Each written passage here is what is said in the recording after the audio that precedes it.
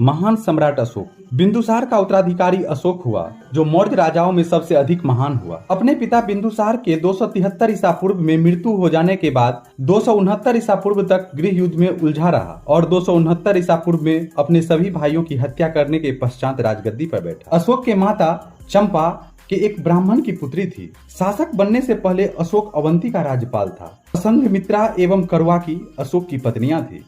बौद्ध धर्म के दिव्यावदान के अनुसार अशोक की एक अन्य पत्नी पद्मावती थी। नाग देवी अशोक की एक अन्य पत्नी थी, जिससे उत्पन्न पुत्र महेंद्र और संघमित्रा थी। अशोक के अभिलेखों में उसे देव नाम प्रिय, देवताओं का प्रिय एवं प्रियदसी कहा गया है। कल्हण के राज तरंगिणी के अनुसार अशोक ने श्रीनगर की स्थापना की थी। अशोक अपने राज्याभिषेक के 8वें वर्ष 261 ईसा पूर्व में कलिंग पर आक्रमण किया, क्योंकि कलिंग को जीतना अशोक के लिए प्रतिष्ठा का विषय बन चुका था। कलिंग से युद्ध अशोक सम्राट के दादा चंद्रगुप्त मौर्य और पिता बिंदुसार के समय में भी हुआ था, परंतु कलिंग को पूर्ण रूप से मगध साम्राज्य में मिलाने में असमर्थ रहे।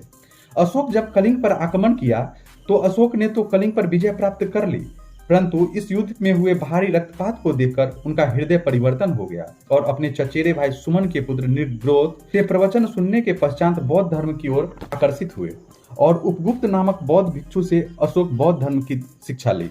अशोक ने बौद्ध धर्म स्वीकार करने के बाद धर्म पर बल दिया।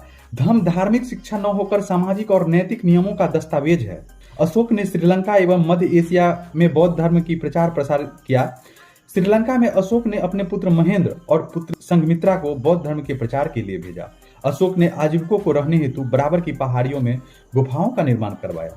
अशोक के समय में तृतीय बौद्ध संगीति का आयोजन 255 ईसा पूर्व में पाटलिपुत्र में हुआ। यूरोपीय लेखक अशोक की तुलना रोमन सम्राट कॉन्स्टेंटाइन से करते हैं। अशोक के समय में मिस्र का राजा फिलाडेल्फस ने पाटलिपुत्र में डियानीसियस नाम का राजदूत भेजा।